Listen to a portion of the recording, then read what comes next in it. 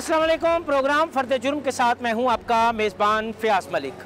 नाज़रीन, इस वक्त फ़र्द जुर्म की टीम मौजूद है शेखुपुरा में, जहां शेखुपुरा के नवाही इलाका हाउसिंग कॉलोनी में गुज़श्ता दिनों कत्ल की एक अफसोसनाक वारदात पेश आई, जिसमें एक शख्स को बेईमाना अंदाज में कत्ल करके उसके हाथ का अंगूठा भी काट दिया गया।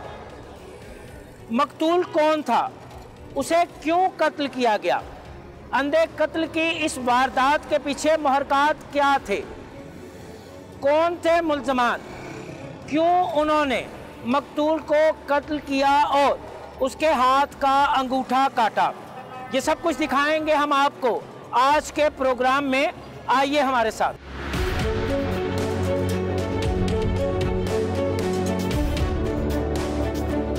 मेरे साथ मौजूद हैं वली हसन पाशा, जो कि उस वक़्त SHO थाना हाउसिंग कॉलोनी थे जब ये अफसोसनाक वाक़या पेश आया।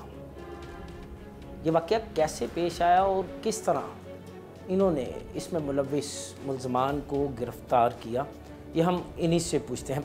वली, बहुत शुक्रिया, आपने अपना कीमती टाइम दिया।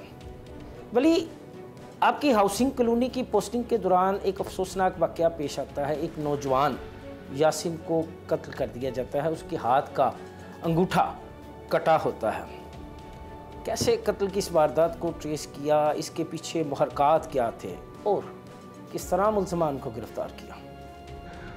ये मैं बिस्मिल्लाहिर्रहमानिर्रहीम मैं आपको बताऊं कि मैं रूटीन की पेट्रोलिंग पे था, तो मुझे कॉल मसूल होती है कि इस तरह फ़लाँ एरिया में एक जो गाड़ी है, लवारस गाड़ी वहाँ पे खड़ी है, ब्लैक कलर की है।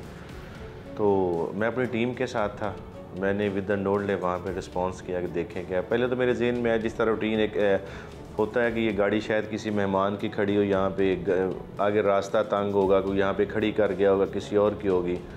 तो मैंने 2-4 घरों को नॉक करके पता किया ये गाड़ी किसी आप में से तो किसी की गाड़ी नहीं है, तो किसी ने भी उसको ऑन ना किया। उसके बाद मैंने गाड़ी को सर्च किया। जब गाड़ी को सर्च किया तो गाड़ी की डिक्की में से एक पॉलीथीन का बैग पड़ा हुआ था, उसके चारों तरफ बहुत ज़्यादा खून था, ब्लड स्टेन कपड़े, छोटे छोटे पीसेस पड़े हुए थे, एक बड़ी रस्सी पड़ी हुई थी। ठीक है, तो जो पॉलीथीन का जो बैग था उसके एक साइड थोड़ी सी खुली हुई थी, तो उसमें से जब झांक के देखा तो एक इंसानी नाश थी। वो बहुत ज़्यादा एक पुरतजस्सुस सी चीज़ थी, एक बहुत ज़्यादा क्यूरियोसिटी थी एक किस्म की कि ये कौन हो सकता है। उसका अभी इसम उसका नामालूम था, इसके साथ क्या हुआ है क्या नहीं हुआ, ये चीज़ें अभी अनफोल्ड होने वाली थी। मैंने फ़ौरी तौर पे इस चीज़ को अफसरान बाला के इल्म में दिया, तो आगे हम अपने जो कलेक्शन ऑफ एविडेंस होती है, जो हमारी फॉर्मेलिटीज़ होती हैं, नेसेसिटीज़ होती हैं, उनको मैंने शुरू कर दिया। तो वहाँ पर सबसे पहले यही होता है कि हमने PFSA को कॉल की, क्राइम सीन वालों को कॉल की। वो लोग वहाँ पे शॉर्ट टाइम में वहाँ पे पहुँच गए, उन्होंने अपनी वहाँ पे कार्रवाई शुरू कर दी। मैंने उस दौरान क्या किया कि मैंने फ़ौरी तौर पे अपनी एक टीम को सेफ सिटी भिजवा दिया। उसके बाद दूसरी जो टीम थी, मैंने उसको उन गली मोहल्लों में लगा दिया कि आप यहाँ से ये सोर्स तलाश करें कि ये गाड़ी किसकी हो सकती है। और अभी तक जो मकतूल है, जिसकी लाश गाड़ी की डिक्की से मिलती है, वो उसमें मस्कन नामालूम है। नामालूम है। अच्छा जी। उसका कोई पता नहीं वो कौन है, उसके साथ क्या ये भी नहीं पता है उसको कत्ल कैसे किया गया है। तो जो एक टीम दूसरी टीम थी वो मोहल्ले में चले जाती है, वो लोगों से पूछना शुरू कर देती है कि आपने किसी को आते जाते देखा हो, किस गाड़ी के साथ कौन था कौन नहीं था, जिस तरह वो तरीक़ाकार होता है। एक टीम जो थी, मैंने देखा कि गाड़ी का जो उसका नंबर है ना, गाड़ी का नंबर, उसके आगे वो एक टेप लगी हुई थी, उसके पीछे वाला नंबर वैसे ही था। उस नंबर को लेकर हमें तीसरी टीम को मैंने उस नंबर को लेकर आया, आप इस नंबर को फॉलो करें, इसको ट्रेस करें कि ये किसका हो सकता है। इसी दौरान करते करते हमें कुछ क्लूज़ मिल गए सेफ सिटी से, उसी सेफ सिटी से कुछ मिली, कुछ वहाँ पे एक CCTV कैमरा लगा हुआ था कुछ फासले पर। तो वहाँ से जो लोग हैं वहाँ से देखा कि गाड़ी उस टाइम पे हम देखा, क्योंकि जब गाड़ी में से लोग उतरते हैं उसको बैक करके देखा कैमरे की जगह पे, हमें उसकी कुछ व्यूज़ मिल गए। कि गाड़ी खड़ी आके होती है, उसके अंदर से 3 लड़के निकलते हैं। एक का लड़का, एक का जो चेहरा था वो थोड़ा सा विजिबल था। अच्छा, थोड़ा सा, बाकियों के नहीं, उसको बंदा वो आइडेंटिफाई कर सकता था कि जिसने उसको देखा हुआ है, दूसरा बंदा उसको आइडेंटिफाई नहीं कर सकता था। जो 2 लड़के थे वो क्लियर नहीं थे। अब जो तस्वीर थी वो हमने वो जो क्लू लिया। अब जो गाड़ी सेफ सिटी में आ रही थी, वो वाली गाड़ी शहर की सड़कों पे घूम रही थी, कभी इधर कभी उधर।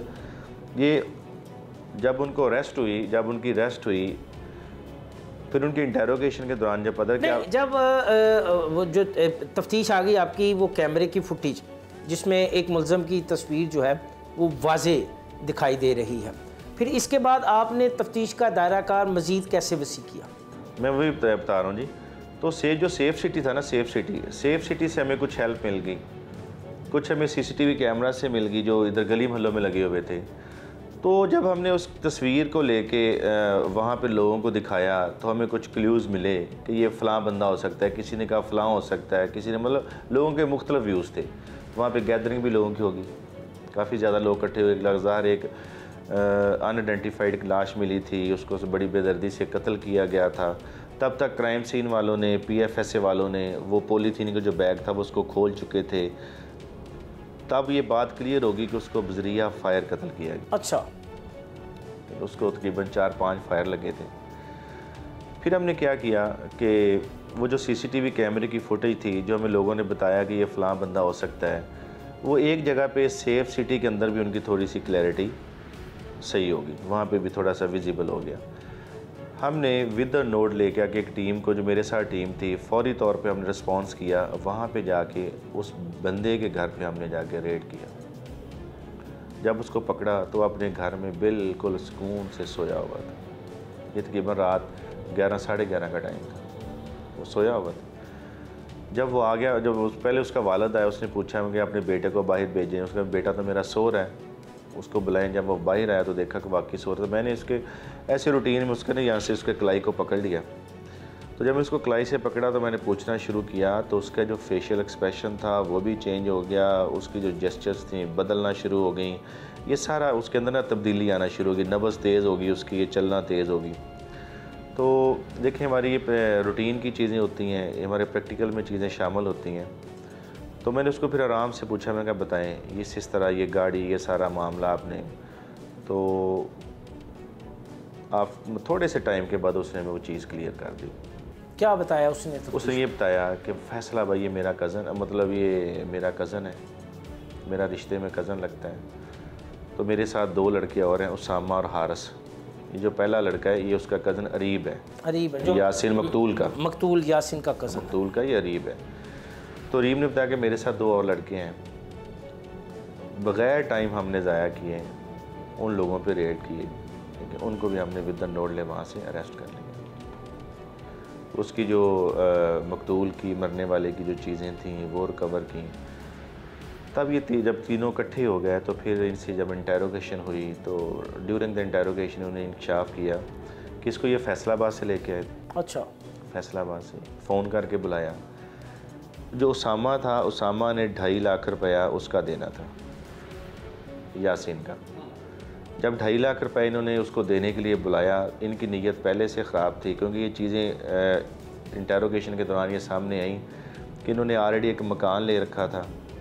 जिस गाड़ी पे उसको लेके आए, उस गाड़ी का उन्होंने ऑलरेडी वो जो एडवांस रकम थी 50,000 रुपया, रीब ने अपना मोबाइल सेल करके 50,000 जो रुपया था वो उसको एडवांस दिया हुआ था शोरूम वालों को। तो उनको ये उन्होंने कहा कि था हमारे थोड़े दिनों बाद हमारे पैसे आ रहे हैं फैसलाबाद से, जो ही हमारे पैसे आते हैं हम आपको पे कर देते हैं। ये वहाँ से लेके आए, इन्होंने इधर कॉलोनी के इलाके में ला के उसको फायर मारे हैं। 2 फायर अरीब ने किए, 1 फायर उसामा ने किया, 1 फायर हारिस ने किया। जब इनको यकीन हो गया कि उसकी डेथ हो गई है, इसको लेके वो किराए वाले मकान में चले जाते हैं। वहाँ पे जाके एक पॉलीथीन का जो होता है शॉपर टाइप होता है, उसके अंदर इसको लपेटते हैं। फिर उसके बाद जो पॉलीथीन का बैग था उसके अंदर लपेटते हैं, और उसके ऊपर जिस रस्सी से उसको बांधते हैं वो रस्सी तकरीबन जब उन्होंने पैमाइश की PFSA वालों ने तो वो 32 गज़ बनती थी। 32 गज़ रस्सी के साथ उसको लपेटा हुआ था। तो जब वहाँ पे जब उसका वो क्राइम सीन को वो उन्होंने विज़िट किया, जब डेड बॉडी को उन्होंने मुलाजा किया, तो एक चीज़ बड़ी हैरानकुन थी कि डेड बॉडी के साथ उसका अंगूठा नहीं था। अंगूठा नहीं था? अच्छा, अंगूठा नहीं था।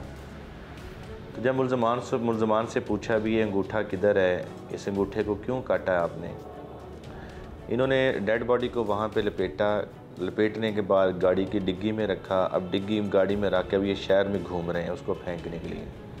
इनका माइंडसेट यही था कि इसको किसी नहर में फेंकते हैं, किसी और जगह पे फेंक, लेकिन इनको किसी जगह पे ना मिली क्योंकि नाहक कत्ल था, रायगा नहीं जाना था, इसने ट्रेस होना ही होना था। बेगुनाह के इन्होंने कत्ल किया अपने चंद टकों की खातर, अपने थोड़े से मफाद की खातर, तो ये उसको ना फेंक सके। अच्छा, अंगूठे की क्या कहानी है? अंगूठा उन्होंने काटा तो फिर अंगूठे से उन्होंने कितनी रकम की ट्रांजैक्शन की? मैं बताता हूँ। जब उनसे पूछा कि अंगूठा आपने ये क्यों काटा है, किस लिए काटा है, उन्होंने किया कि जब उसको उन्होंने मर्डर कर दिया, उसका कत्ल हो गया, तो उसकी जो मोबाइल ऐप थी उसके अंदर उसका बैंक अकाउंट था, उसमें से इन्होंने 2-2 लाख करके 5 टाइम्स 10 लाख रुपया निकाला। जब उसकी ट्रांजैक्शन की लिमिट जो थी वो ख़त्म हो गई, जब एक दिन में 10 लाख निकलना था, उसके अकाउंट में तकरीबन पता चला बाद में कोई 2.5-3 करोड़ रुपया था। अच्छा, तो जब इनकी लिमिट ख़त्म हो गई तो उन्होंने सोचा, इनके ज़हन में सोच है कि पैसे तो इसके भी काफ़ी हैं तो हम निकालते रहेंगे। इन्होंने उसका फिर एक ब्लेड लिया एक दुकान से, ब्लेड लेके उसका उन्होंने अंगूठा काट दिया, अंगूठा काट के अपने पास रख लिया। अच्छा, तफ्तीश आपने मुलजमान से कितने अरसे में मुकम्मल की और इस तफ्तीश के तनाजुर में क्या सिर्फ यही पैसों का लेन देन था या कोई जायदाद का भी रोला था? ये देखें, अभी वो चीज़ें Aahista Aahista with the passage of time unfold होती रहीं, चीज़ें क्लियर होती रहीं।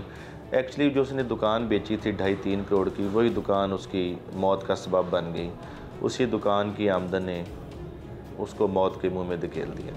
अच्छा वली, क्या समझते हैं आपके आपने जब इन मुल्ज़मान को गिरफ़्तार किया, इनसे तफ्तीश की, तो तफ्तीश में आपने वो जो है तफ्तीश के जो मेयार का एक होता है उसको मलूज़े खातर रखा आपने? जी बिल्कुल। जो 302 के जो रेलिवेंट SOPs हैं, इसमें बड़ी DPO शेखुपुरा जनाब बिलाल ज़फ़र शेख साहब की बड़ी क्लियर कट डायरेक्शंस हैं, RPO शेखुपुरा की उनकी बड़ी क्लियर कट डायरेक्शंस हैं। तो जो हमारी सारी इन्वेस्टिगेशन होती है मर्डर्स की या ओवरऑल जो ज़िले की इन्वेस्टिगेशन होती है, उसको हमारे SP इन्वेस्टिगेशन राना गुलाम बाज साहब बड़ा डीपली थॉरोली मिन्यूटली उसको देखते हैं, एक मिसल को वो चेक करते हैं। स्पेशली 302 की जो केस फाइल होती हैं उसको बड़े प्रॉपर चेक करते हैं। तो उसमें जो SOP पंजाब गवर्नमेंट और IG साहब पंजाब की तरफ से जो डायरेक्शंस होती हैं, जो SOPs होती हैं, उनको बिल्कुल मनो अनफॉलो किया जाता है। उसमें कोई भी ऐसी कुताही या कोई ऐसा काम नहीं किया जाता जिससे मुल्ज़म को फ़ायदा पहुंचे। अच्छा, आपने मुल्ज़मान से पूछा कि उन्होंने कत्ल का ये प्लान कैसे बनाया? क्या कोई मूवी देखी, कोई वेब सीरीज़ देखी कि बस सडन उन्होंने ये तय कर लिया था कि बस? ये बिल्कुल मेरे भी जहन में बात है कि इन्होंने कोई मूवी देखी है, कोई ड्रामा देखा है जो इन्होंने इतना बड़ा काम कर दिया है। तो बाद में इन्होंने बताया कि हम मुख्तलिफ़ प्रोग्राम्स जो थे वो देखते रहते थे, कभी मोबाइल पे, कभी TV पे, कभी किसी और तरीके से। तो वहाँ पे हमारे जहन में आइडिया है कि ये हमसे 2,45,000 रुपये जो मांगता था, क्यों ना वो 2,45,000 से भी हमारी जान छूट जाएगी और इसके जो अपने पैसे वो भी हम निकाल लेंगे। ये सारी प्री प्लान चीज़ें थी। क्या ये मुल्ज़मान साबका रिकॉर्ड याफ्ता हैं? पहले भी कभी किसी जुर्म में पकड़े गए हैं? नहीं, पहले इनका कोई क्रिमिनल रिकॉर्ड नहीं है। तो अभी इनसे तफ्तीश का सिलसिला जारी है? जी, अभी तफ्तीश जारी है। मुल्ज़मान रिमांड पे हैं। इनसे वो आला कत्ल जो है वो रिकवर हो चुका है इनसे। इंशाल्लाह ये पूरी कोशिश की जाएगी कि प्रोसिक्यूशन में इस केस की तैयारी में कोई कमी ना रह जाए कि एक जो नाहक का कत्ल इन्होंने किया है, जो नाहक कत्ल किया है, कि बेगुनाह को इन्होंने मारा है, ये किसी भी सूरत में किसी भी तरीके से बच ना पाए। बातें सुनी आपने वली हसन पाशा की। उन्होंने बताया कि किस तरह उन्होंने कत्ल की इस वारदात को ट्रेस किया, कैसे मुल्ज़मान को गिरफ़्तार किया और मुल्ज़मान ने दौरान तफ्तीश क्या क्या इंकशाफात किए। यहाँ से हम आपको लिए चलते हैं मकतूल यासीन की वालदा की जानिब। वो अपने बेटे के कत्ल के बारे में क्या कहती हैं, आइए ये हम आपको उन्हीं की ज़ुबानी सुनाते हैं।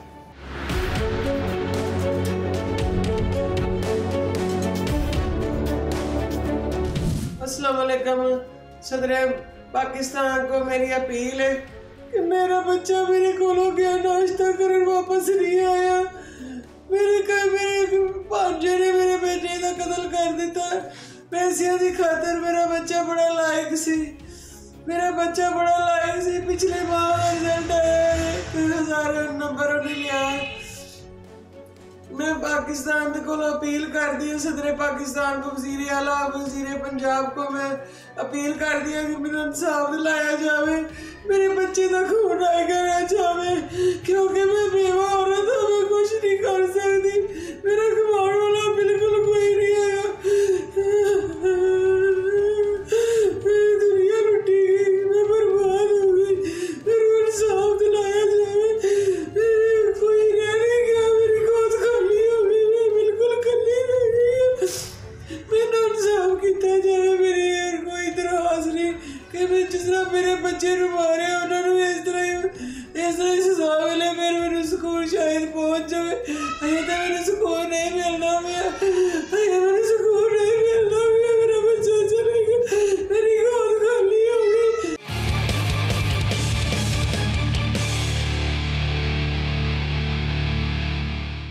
शेखपुरा के इलाका हाउसिंग कॉलोनी में नौजवान यासीन का कत्ल, पुलिस ने कैसे तफ्तीश की? समर, आप शेखपुरा में क्राइम की बीट करते हैं, क्राइम के मामलात को देखते हैं, जब ये वाक़या पेश आया तो पुलिस ने कैसे तफ्तीश की? बहुत शुक्रिया जी आपका। मैं कहना चाहूँगा कि जब हमें इस वकूए के मतलब मालूम हुआ तो हम भी जाए वारदात पर पहुँचे। ये हाउसिंग कॉलोनी से मुल्का इलाका था हाशिम टाउन, जहाँ पर पुलिस को इतला मिली कि एक नामालूम जो वो डेड बॉडी है उसको कत्ल करके, उसको बंद करके, बोरी में बंद करके, उसकी जो नाश है उसको गाड़ी में जो रखा गया है। पुलिस ने जब इस हवाले से अपनी कार्रवाई का आगाज़ किया तो उन्होंने तफ्तीश का दायरा कार को वसी किया। तो पुलिस को इस हवाले से उनको मालूम हुआ कि जो मकतूल है उसके हाथ का जो अंगूठा है वो गायब है। तफ्तीश का दायरा कार को वसी किया गया, CCTV कैमरे इर्द गिर्द के इलाकों के चेक किए गए तो पुलिस को जो वो लड़कों की जो मुलजमान थे उनके मतलब मालूम हुआ। पुलिस के लिए बिलाशुबा ये एक अंधा कत्ल था। पुलिस ने इसको जदीद टेक्नोलॉजी का इस्तेमाल करते हुए मुलजमान को बर वक्त जो ट्रेस किया, उनको गिरफ़्तार किया। जब उनको गिरफ़्तार किया तो उन्होंने दौरान तफ्तीश बताया कि बिल्कुल उन्होंने पैसों की खातर अपने जो सगे खालाजाद बेट भाई था उसको उन्होंने कत्ल किया, गोलियां मारी, उसको बड़ी बेदर्दी से कत्ल किया। अच्छा समर, आप क्या समझते हैं पुलिस ने इस अंधे कत्ल की जो तफ्तीश की है वो ठीक है? जी बिल्कुल।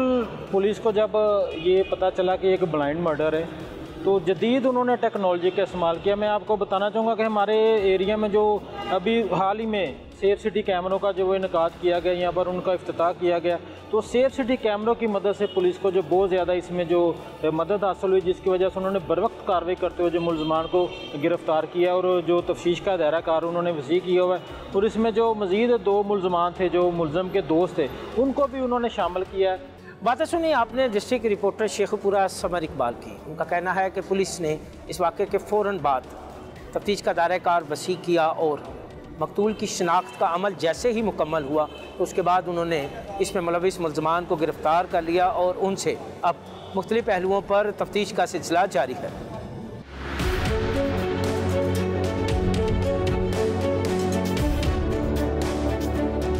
रिश्तों के हाथों रिश्तों का कत्ल अब मामूल बनता जा रहा है। रिश्ते जो कभी तहफ़्फ़ुज़ का एहसास देते थे अब इनसे खौफ आना शुरू हो गया है। रिश्ता भाई का हो, चचाजाद भाई का हो या खालाजाद भाई का हो, इन रिश्तों में दरार क्यों पड़ रही है? क्यों ऐसे वाक़यात एक तसलसल से सामने आ रहे हैं? इस पर हम बात करेंगे मारूफ डॉक्टर अब्दुल क़य्यूम कुरैशी साहब से। कुरैशी साहब, बहुत शुक्रिया, आपने अपना कीमती टाइम दिया। शेखपुरा में एक अफसोसनाक वाक़या पेश आया। एक नौजवान को उसके कज़न ने महज चंद रुपयों की खातर, जायदाद के तनाज़ा की खातर मौत के घाट उतार दिया। क्या समझते हैं क्यों ऐसे वाक़यात सामने आ रहे हैं? रिश्ते तो पहले कभी तहफ़्फ़ुज़ का एहसास पैदा करते थे। Thank you very much for GNN all the way you are coming here. बिस्मिल्लाहिर्रहमानिर्रहीम। यकीनन ये बात अफसोसनाक है और इसके लिए आपने जो मुझसे वक्त मांगा ये आपकी मेहरबानी है कि मैं उसके लिए मुयस्सर हुआ। देखने में आता है कि हमारे यहाँ अदम बर्दाश्त, टॉलरेबिलिटी, ज़रा सी बातों पे इस बात को उलझनों की तरफ लेके जाना। उसके बाद जहाँ तक रिश्तों का ताल्लुक़ है, जिसमें अक्सर अभी भी पुराने रवाजात में जॉइंट फैमिलीज़ के सिस्टम्स हैं, वहाँ ये लड़ाई झगड़े अंदरूने खाना एक माहौल रखते हैं। इस सिलसिले में रिश्तों का जो तहफ़्फ़ुज़ है वो बहुत ज़रूरी है। हम लोग अब रिश्तों को खौफ की अलामत समझते हैं, जो इस वक्त का सिनेरियो जा रहा है। ये एक अलार्मिंग पोजीशन है। ये अलार्मिंग पोजीशन है और इस सिलसिले में मैं समझता हूँ कि ये वालिदैन को अपने जो भी वसाइल हैं जिनमें भी रह रहे हैं, अपने बच्चों की परवरिश और ग्रोन अप पैटर्न में इन रिश्तों का एहसास दिलाना ज़रूरी है, उन कदरों को जांच करवाना ज़रूरी है। तो यही चीज़ें हैं, लेकिन बदकिस्मती से हमारे माशरे में जहाँ दीगर मसाइल हैं वहाँ ये भी एक बहुत बड़ा फैक्टर है, जिसकी वजह से फैमिलियों में ये खौफनाक नताइज को हम देखते हैं। कैसे ऐसे वाक़यात पर काबू पाया जा सकता है? कौन से ऐसे इक़दामात हैं जो घर में जो हमारे सरपरस्त हैं, जो घरों के सरपरस्त हैं, वो करें तो ऐसे वाक़यात पर काबू पाया जा सकता है? देखें जी, किसी ज़माने में हम भी देखते थे और अब भी सुनते हैं, वड्डा वडेरा घर दा बुज़ुर्ग, उनकी यकीनन बहुत अहमियत है, लेकिन इत्तफ़ाक़ ऐसा है कि हम उनमें से वो निशानियाँ ख़ानदानों में बची नहीं हैं। अब कमोबेश हम उम्र के ही कज़न, हम उम्र के रिश्तेदार, हम उम्र के ताया चचा, और वो बहुत सारे माहौल की वजह से ये फरीज़ा सर अंजाम देते ही नहीं। ये किरदार उनका ही बनता है कि फैमिलियों को वो जॉइंट वेंचर में यकजा रखें और एहसास दिलाएं कि ये भाई है, ये खालाज़ादा या चचाज़ादा, ये भाई है, इसका ये अदब है और ये एहतराम है। तो ये यकीनन ये फैमिली हेड ऑन के एंड पे आता है कि वो उसको स्ट्रीम लाइन में रखें। अच्छा, रिश्ते डॉक्टर साहब मुआशरे का एक खूबसूरत किरदार है, मुआशरा कैसे इसमें बेहतरी ला सकता है? देखें, हमारे माशरे में जिस किस्म के मसाइल और अंदाज में भी हम बहुत सारे देख सकते हैं ना, बात फिर वहाँ पे आती है कि घर शुरू होता है। पंजाबी की बात कर रहा हूँ तो हमारे घर से ये चीज़ शुरू होती है, हम उनको दे के बताएं।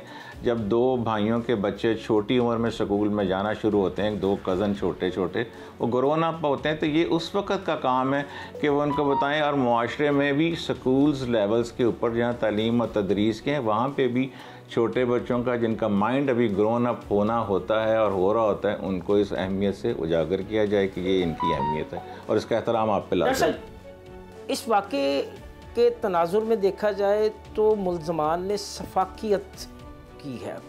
उन्होंने ना सिर्फ कत्ल किया बल्कि मकतूल का अंगूठा काट कर उन्होंने कुछ रकम की जो है वो ट्रांजैक्शन भी की।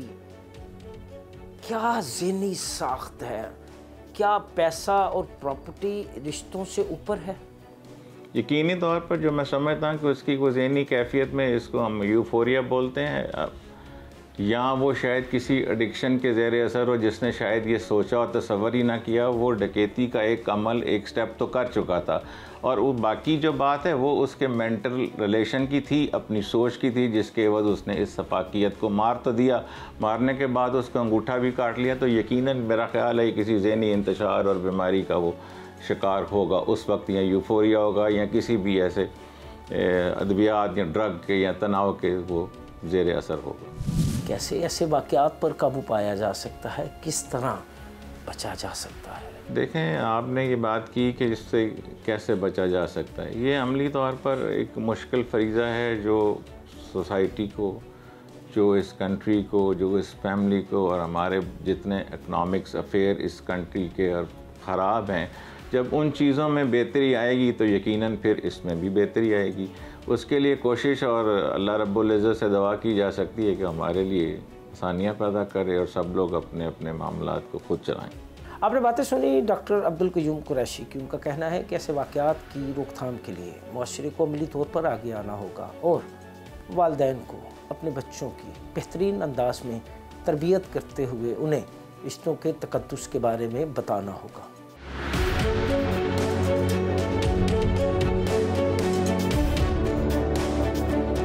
नौजवान को अगवा करके कत्ल करना, फिर उसके बाद उसके हाथ का अंगूठा काट के रकम की ट्रांजैक्शन करना, कानून इस बारे में क्या कहता है?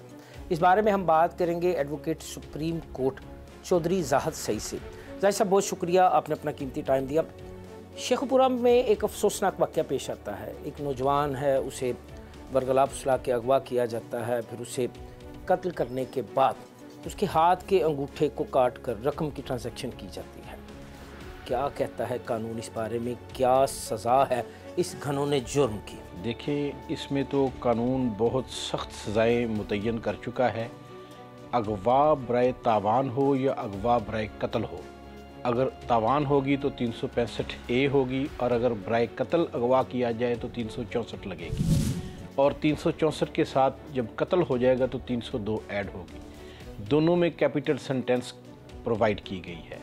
और पर्टिकुलरली जब abduction for committing the murder होगा तो उसमें जितनी सर्कमस्टांशियल एविडेंस होती है उसको पुलिस को ना सिर्फ कलेक्ट करना चाहिए बल्कि मॉडर्न डिवाइसेस को यूटिलाइज़ करते हुए फोरेंसिक भेजने चाहिए तमाम सैंपल्स को, ताकि मुल्ज़मान जो हैं जिन्होंने ना सिर्फ अगवा किया, कत्ल किया। अब इसमें देखने वाली बात ये भी है कि 364 को अभी तक एज़ पर माई इंस्ट्रक्शंस ऐड नहीं किया गया। जो उसका अंगूठा काटा गया मकतूल का, उसकी भी रेलिवेंट प्रोविज़न, चूँकि इतलाफ़ उज़व होगी तो 336 PPC इट सेल्फ कॉन्स्टिट्यूट होती है। फिर उसके बाद जालसाजी के ज़रिए उसका अंगूठा इस्तेमाल करते हुए उसकी रकम निकलवाई गई, it's self A cognizable offence and that also heinous offence, वो भी ऐड करना चाहिए। और उस मशीन को जिसको इस्तेमाल किया गया है that should be taken into position, ताकि मुल्ज़मान किसी भी तरह इस घिनौने जुर्म से बच ना सके। अच्छा सर, ऐसे केस की तफ्तीश में उमूमन कोई ना कोई सुकम रह जाता है। आप एक सीनियर लॉयर हैं, सुप्रीम कोर्ट के वकील हैं, क्या राय है कि किन पहलुओं पर तफ्तीश जो है उसको किया जाए तो मुल्ज़मान को उनके किए की करार वाकई सज़ा मिल सकती है? देखें, जैसे अब शेखुपुरा जो है ये सेफ़ सिटी प्रोजेक्ट में शामिल है। सेफ़ सिटी प्रोजेक्ट में शामिल होने के साथ साथ अब आप उनकी लोकेशन जो है उसको ट्रेस कर सकते हैं। लोकेशन को थ्रू प्रॉपर चैनल ये सिक्योर करें, उसको PFS से भेजें, उसकी गाड़ी जो है उससे उनके थंब इम्प्रेशंस लिए जाएं, उनको भी PFS से भेजा जाए। यानी सर्कमस्टांशियल एविडेंस को आपने बड़े टेक्निक के साथ कनेक्ट करना है, क्योंकि circumstantial evidence always weak type of evidence होती है जिसका फ़ायदा हमेशा मुल्ज़मान को मिलता है। इसलिए कि चूँकि पुलिस थोड़ी सी विजिलेंट कम है या उनको प्रॉपरली फैसिलिटेट नहीं किया जाता या प्रॉपर गाइडलाइन नहीं दी जाती, जिस वजह से वो सर्कमस्टांशियल एविडेंस को प्रॉपरली कलेक्ट नहीं कर पाते, इसलिए मुल्ज़मान जुर्म से बच जाते हैं। क्या वजह है सर, क्यों ऐसे वाक़यात में इजाफा हो रहा है? क्यों खून ही खून का दुश्मन बन रहा है? क्योंकि बदकिस्मती से जब इंसान की आंखों पे लालच की पट्टी बंद है या खून के रिश्ते सफ़ेद हो जाएं या खुद गर्जी हावी आ जाए, और इसमें मैं समझूंगा कि कुछ मुल्की हालात भी होते हैं, कुछ फैमिली हालात भी होते हैं जो इंसान को तंग गली में ले जाते हैं। लेकिन इन सब बातों का हल अल्लाह ने हमें इस्लाम में भी दिया है, कुरान में भी दिया है कि हमें मेहनत करके हलाल तरीके से रोज़ी कमाएं और अपने मुल्क को और पाकिस्तान का नाम रोशन करें।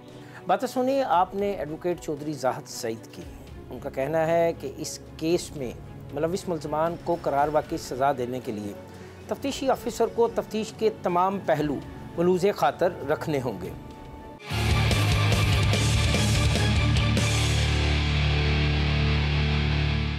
मैं आ गया हूँ डिस्ट्रिक्ट पुलिस ऑफिसर शेखपुरा के दफ्तर में, जहाँ हम उनसे पूछेंगे कत्ल की इस वारदात की तफ्तीश के हवाले से। हम उनसे पूछेंगे कि शेखपुरा में होने वाले संगीन जराइम को वो कैसे कंट्रोल कर रहे हैं। यासीन, कत्ल केस किस तरह ट्रेस हुआ, तफ्तीश कहाँ तक पहुँची, इस बारे में हम बात करेंगे district police officer Sheikhupura Bilal Zafar Sheikh से। सर बहुत शुक्रिया, आपने अपना कीमती टाइम दिया।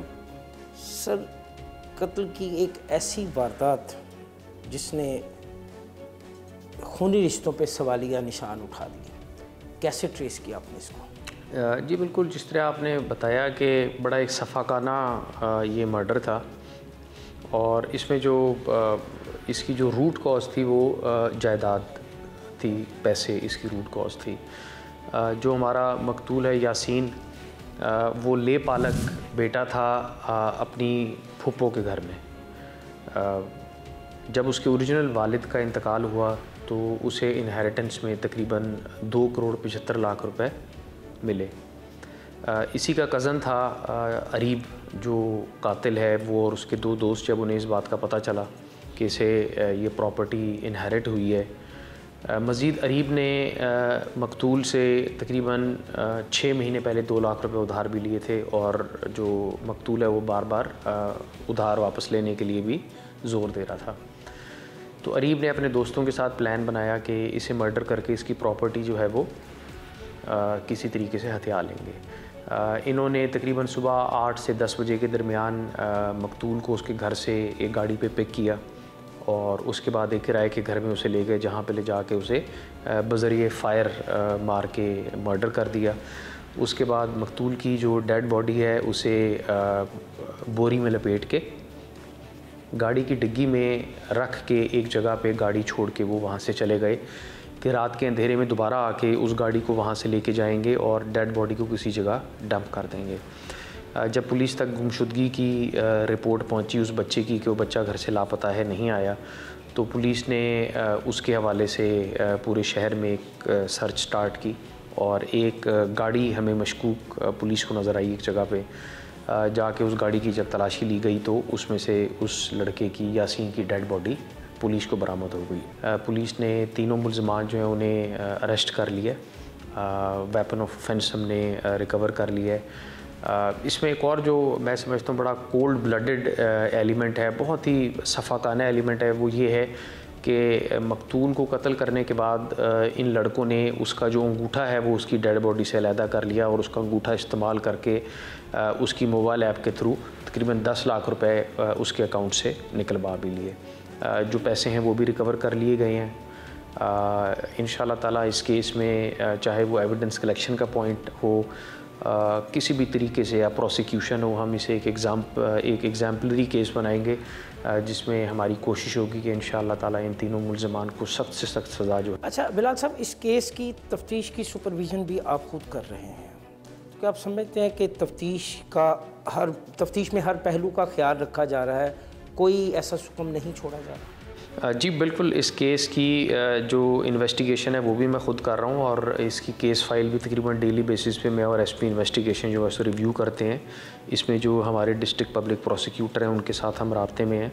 तो इंशाल्लाह हमारी ये पूरी कोशिश है कि इसमें किसी किस्म का तफ्तीश या प्रोसिक्यूशन के हवाले से कोई सुकम ना बाकी रहे और इंशाल्लाह ताला एक एग्जाम्पलरी इन्वेस्टिगेशन हम इसकी करेंगे। इसकी तो शेखपुरा में नाकों के सिस्टम को मज़ीद बेहतर बनाने के लिए आप क्या कर रहे हैं?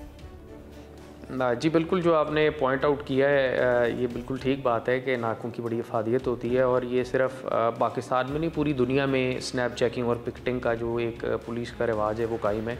इस हवाले से शेखपुरा में हमने एक बहुत बड़ा जो है वो स्टेप फॉरवर्ड लिया है।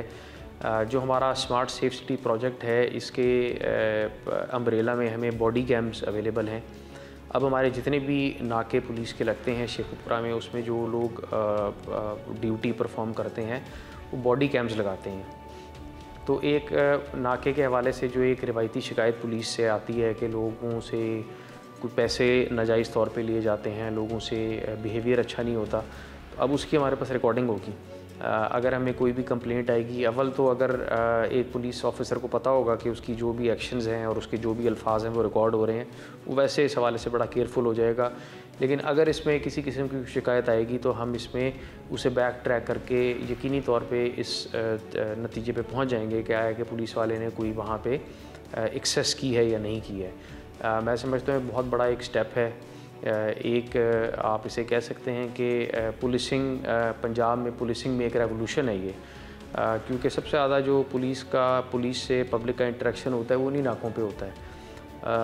तो ये बड़ा अच्छा एक स्टेप है। अच्छा बिलाल साहब, इन बॉडी कैम की वजह से जहाँ पुलिस कल्चर में या पुलिस के रवैये में बेहतरी आएगी, वहीं कि आप समझते हैं कि पुलिस की कारकर्दगी भी जो है उसमें भी जी बिल्कुल, बहुत नुमाया कारकर्दगी में बेहतरी आएगी। उसकी वजह है कि बॉडी कैम तो देख रहा है कि आपने किस गाड़ी को चेक किया, किस गाड़ी को नहीं किया, वहाँ से उस पिकेट से, उस नाके से कितनी गाड़ियाँ, मशकूक गाड़ियाँ गुजरी हैं, कितने मशकूक लोग गुजरे हैं, कितनी बगैर नंबर प्लेट की गाड़ियाँ, कितनी बगैर नंबर प्लेट की बाइक्स गुजरी हैं। तो एक एहतसाब का अमल जो है वो इन प्लेसेस की वजह से किया जा सकता है। यूजली हमने देखा है कि more than 90% of the cases जो वारदात होती है वो बगैर नंबर प्लेट के मोटरसाइकिल पे होती है, और हम बारहा ये बात पुलिस वालों को समझाते हैं कि बगैर नंबर प्लेट के जो मोटरसाइकिल हैं उनके खिलाफ़ कार्रवाई करें, उन्हें पकड़ें, उन्हें बंद करें, उनके खिलाफ़ लीगली प्रोसीड करें। तो मैं समझता हूँ कि इससे हमारा एक बड़ा अच्छा खुद एहतसाबी का अमल इन प्लेस आएगा, पुलिस के रवैये के हवाले से भी और पुलिस की कारकर्दगी के हवाले से। अच्छा बिलाल साहब, रिश्तों के हाथों रिश्तों का खून, आप एक सीनियर पुलिस ऑफिसर हैं, मुख्तलिफ अजला में कमांडर की हैसियत से आप फ़राइज़ भी सर अंजाम दे चुके हैं, ऐसे बेशतर वाक़यात ने तफ्तीश भी की होगी, क्या समझते हैं मुआशरा किस जानिब जा रहा है, क्यों ऐसे वाक़यात में इजाफ़ा देखने में आ रहा है? जी बिल्कुल, ये आपकी ठीक ऑब्ज़र्वेशन है। ये बड़ा एक मैं समझता हूँ एक बड़ी तल्ख़ हकीकत है कि हमारे मुआशरे में जो वो जिसे कहते हैं कि खून जो है वो पानी से ज़्यादा पतला हो गया है, रिश्तों की अहमियत ख़त्म हो गई है। लेकिन बहैसियत पुलिस ऑफिसर मैं समझता हूँ कि ये जो सोसाइटी में एक जो तब्दीली है ये सिर्फ पाकिस्तान की हद तक नहीं, ये पूरा ग्लोबल एक फ़िनोमेना है। लोगों में अदम बर्दाश्त बहुत ज़्यादा आ गई है, लोगों में हसद बहुत ज़्यादा आ गया है।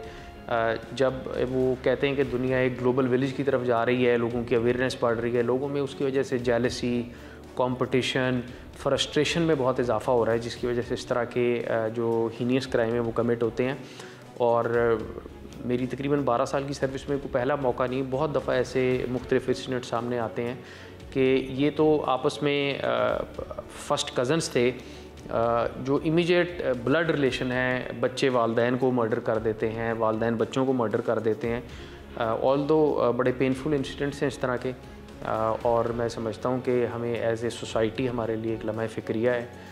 हम लोगों को यकीनी तौर पे अपने बच्चों की तरबियत, अपने घर को, अपने मुआशरे को, अपने स्कूल, कॉलेज, यूनिवर्सिटीज़ को फोकस करने की ज़रूरत है कि जो अदम बर्दाश्त और जेलसी और फ्रस्ट्रेशन जो हमारी सोसाइटी में है इसे एड्रेस किया जाए, और ये बहुत अलार्मिंग है। अच्छा बिलाल साहब, शेखुपुरा और उसके गिरदोनवा में कत्ल व गारत के वाक़यात की रोकथाम के लिए बहसीयत डिस्ट्रिक्ट पुलिस ऑफिसर शेखुपुरा आप क्या इक़दाम कर रहे हैं, और ख़ास तौर पर अंधे कत्ल के जो वाक़यात हैं उनकी तफ्तीश में किस कदर कामयाबी हासिल की आपने? जी बिल्कुल, जिस तरह मैंने आपको पहले बताया कि पुलिस का जो असल काम है, जो रियल पुलिस वर्क है वो इन्वेस्टिगेशन है। अल्हम्दुलिल्लाह हमने इस साल में इन्वेस्टिगेशन, स्पेशली आपने मर्डर की बात की तो मर्डर के केसेस में हमने बहुत ज़्यादा फोकस किया, और इस साल में तकरीबन 30 से ज़्यादा केसेस में हम सज़ाए मौत करवा चुके हैं मुल्ज़िमान को मर्डर के केसेस में। मैं समझता हूँ एक बहुत बड़ी डेटरेंस इससे क्रिएट होती है अगर मुल्ज़िम को इस बात का पता हो कि वो उसे पुलिस पकड़ के सही खतूत पे तफ्तीश करके उसे सज़ा दिलवाएगी, तो इससे बड़ी डेटरेंस क्रिएट होती है। एक तो ये एलिमेंट है। सेकेंडली हमने एक दूसरा इनिशिएटिव ये स्टार्ट किया कि हमने जो शेखपुरा में दरीना दुश्मनियाँ थी उनमें फैमिलीज़ में सुलह कराने का प्रोसेस स्टार्ट किया है। तकरीबन ये हमने आज से दो माह पहले स्टार्ट किया था, और इसमें हम तकरीबन 6 से 7 ऐसी दरीना दुश्मनियाँ जिन ख़ानदानों के दरमियान थी उनके दरमियान सुलह करवा चुके हैं।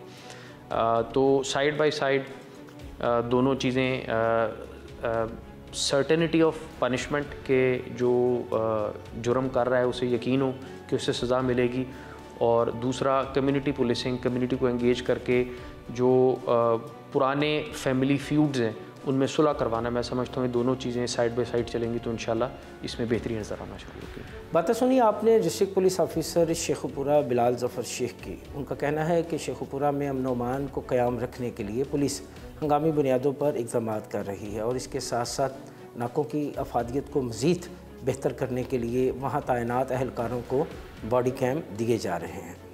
यहाँ प्रोग्राम फ़र्द जुर्म का वक्त ख़त्म हुआ जाता है। अगले हफ्ते जुर्म की नई दास्तान के साथ दोबारा आपकी खिदमत में हाजिर होंगे। तब तक के लिए मुझे और मेरी टीम को इजाज़त दीजिए। अल्लाह हाफ़िज़।